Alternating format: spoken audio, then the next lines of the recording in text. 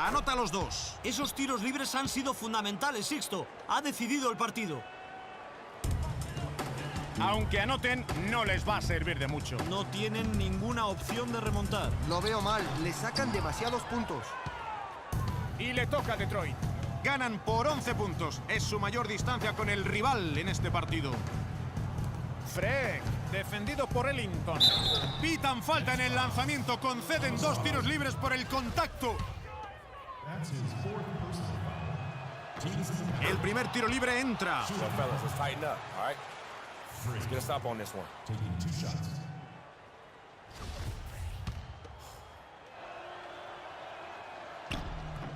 Y anota, así que convierte ambos tiros.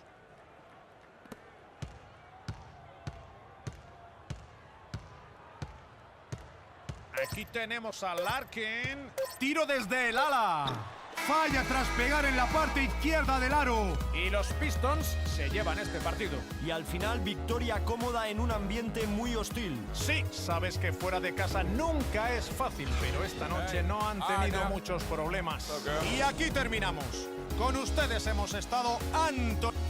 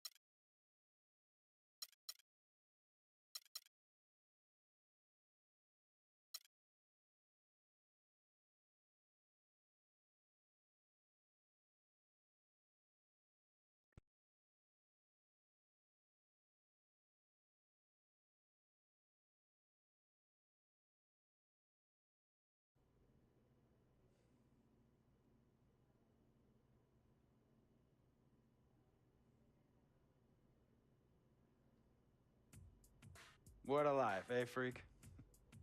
1 minute you're playing 21 and horse on the courts in Harlem, and the next moment you're in the showroom, configuring the gunmetal and graphite exterior of your luxury car and your iPad mini.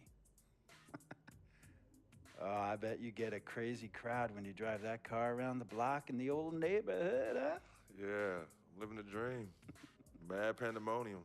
But folks from back around the way are real proud of me. Yeah, I hear you. Local kid makes good.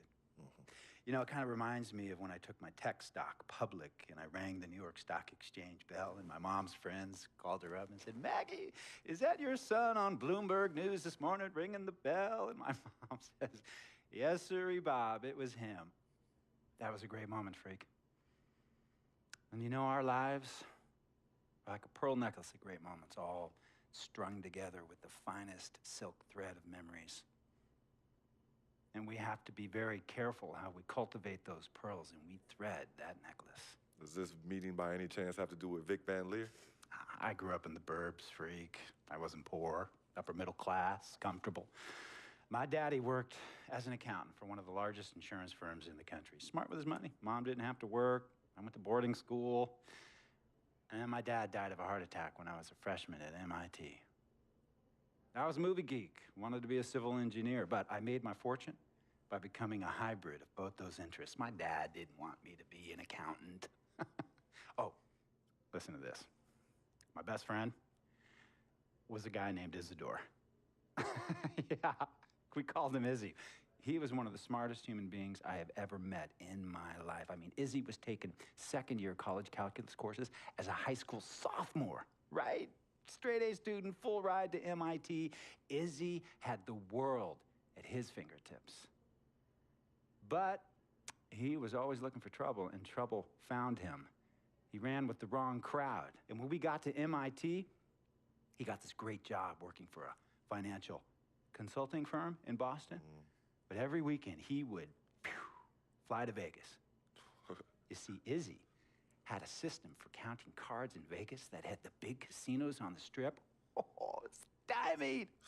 He would come back to MIT with suitcases filled with $200,000 in cold cash. What? Yeah. So your man Izzy was getting hit off like that? Like a fat rat in a cheddar cheese factory, freak.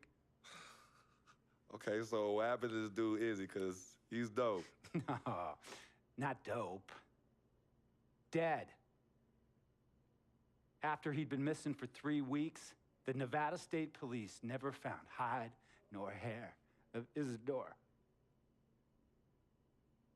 And our friendship took a hit when he asked me to hang out with him in Vegas, and I said I wouldn't do it because I knew he was on a dark and twisted path in his life. And yes, he was my dude. But no way was I gonna throw my life away trying to show my loyalty to a guy who really and truly didn't understand what loyalty was all about. So this meeting is about Vic. Correctamente. Okay, well, sir, Vic isn't Izzy. And why's that, freak? Well, for one thing, you and your dead friend Izzy didn't grow up poor. Me and Vic grew up in a neighborhood where we had to look over our shoulder every 2 seconds to make sure nobody was going to walk up on us and rob us. True. Izzy and I did not grow up in the hood.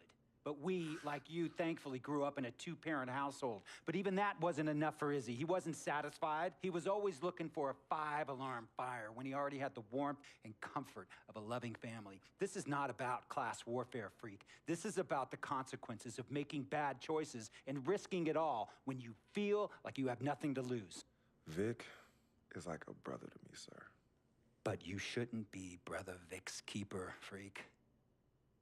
Would a brother go looking for trouble and put your career and your livelihood at risk by getting into fights at nightclubs and seedy after-hour joints and then scream to the media, "Yeah, it's all good, I'm an FOF, friendo freak. It's all misunderstanding. Y'all be haters, don't hate my game."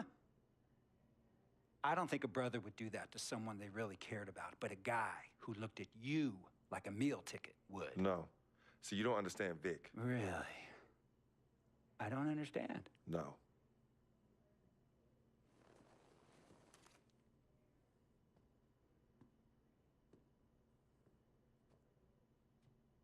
Look, man, it was a misunderstanding with the guy in the next VIP booth.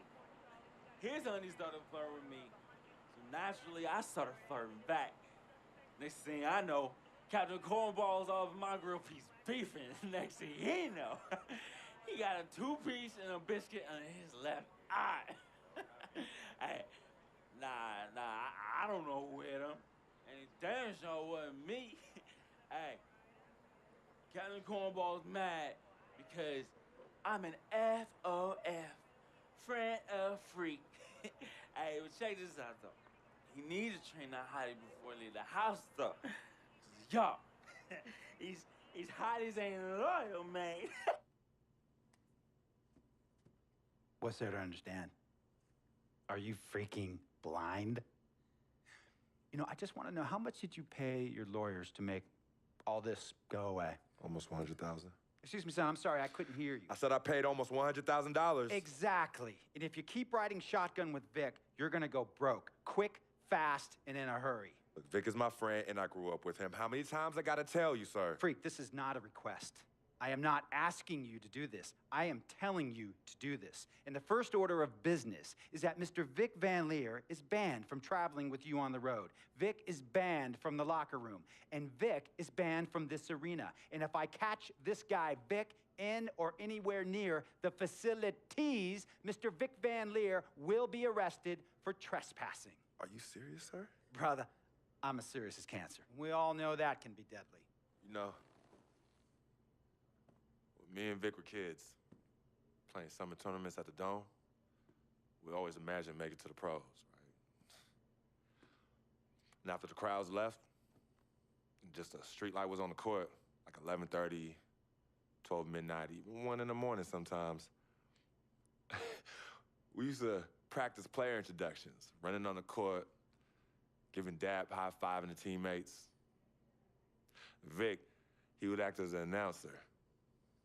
You know, he would introduce me and announce my name on the loudspeaker, and the Jumbotron would flash my image like a little guy dressed in long shorts and a jersey. And now, fresh off his 3-game, 62-point scoring streak, the youngest player to ever do so in NBA history, Frequency Vibrations.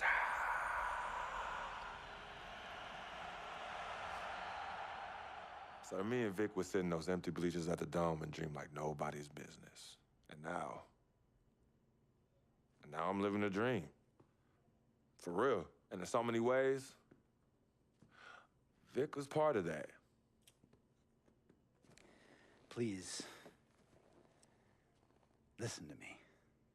I mean, I know this guy's your dude from way back. Look, me and Vic go way back like the front seats of a 67 Cadillac. That's good. We go way back. Did you say front seats? Front seats of a 67 Cadillac. We go way back like the front seats of a 67 Cadillac.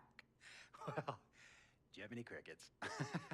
I'm gonna be the hit once again at Herbie Allen's Sun Valley Shindig because my fellow billionaires love it when I walk and talk that talk. So that almost sounds... No, let me tell you exactly what it sounds like. I respect, admire, and most importantly, love you as a human being and a role model. But I pay you a lot. And I mean, I pay you a lot of money to play for my team. And I am in this game to win it. And you can't win it with an albatross around your neck like Vic. So Vic is done. History. And here's some more lingo that I picked up from a former megastar who used to play for me several seasons ago. Thought I would never release him until I did. And now he's the sixth man on a struggling team in Venice. And yeah, I'm talking Venice with the canals and the gondolas and Harry's bar, not the street ballers next to the fortune tellers on the beach in Cali. This guy used to tell me when he thought there was a player destroying our team, don't be a hero, cut that zero. And that is what I am telling you about Vic, freak. Don't be a hero, cut that zero. The only thing Vic brings into your life is headache and unwanted and unnecessary negative attention. And it will begin to affect your mindset. And when it affects your mindset, it's gonna affect your play. And when it affects your play, it's gonna affect my team. And when it affects my team, it's gonna affect my money. And if it affects my money, Google Translate will become your new freaking friend. I want a championship ring, freak, and I want you to help me get that ring. And banners after banners hanging from the rafters in this arena. So, freak, hear me clearly and hear me good. V, G, Vic, gotta go!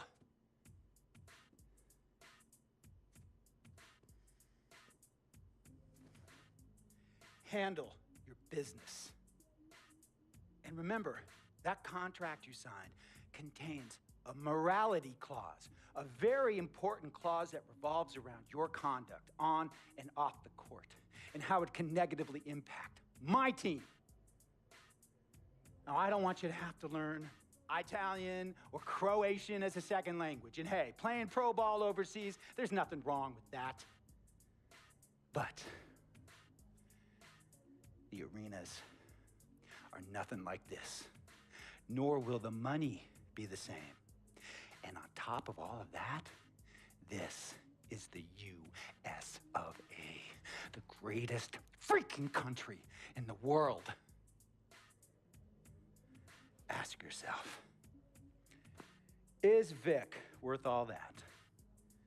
Think about it. Think long, think wrong.